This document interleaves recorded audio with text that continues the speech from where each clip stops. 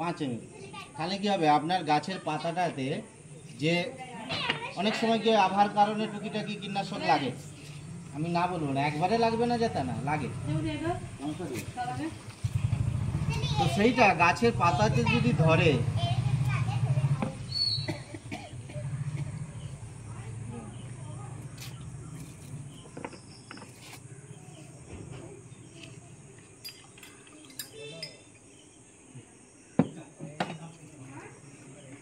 আমি দেখানোর জন্য কি নিয়েছি, কচু পাতা।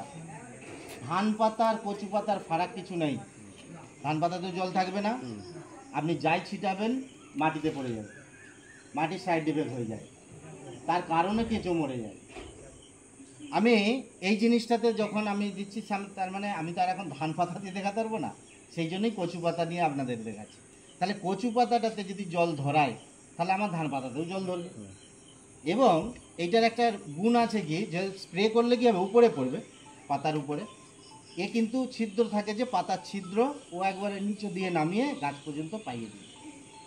সেই জন্যই এইটা দিয়ে 5 ml দিতে বলি। তো সাদা জল আমরা জানি যে সাদা জল কচু পাতাতে আমাদের ধরেনি। তাহলে আমরা যে কীটনাশক যদি অল্প স্বল্প আমাদের লাগে, আমি যে অ্যাক্টিভেট, আমি সামান্য জলে দেখাচ্ছি এটা। তাহলে এইটা যখন পাতাটা এরকম থাকবে, কিন্তু পুরো ছিদ্র দিয়ে দেবে।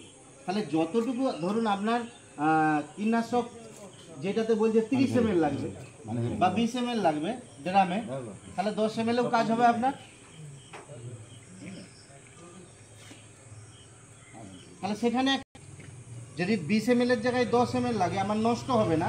ওরা নষ্ট হিসাবে ধরে বলে আপনাকে, যে দোকানদার যখন বলছে আপনাকে আপনি তো স্প্রে করবেন, আপনার জানে যে ওরা ঝরে পড়ে যাবে, সেই হিসাবে আপনাকে কিন্তু হিসাবটা বলে।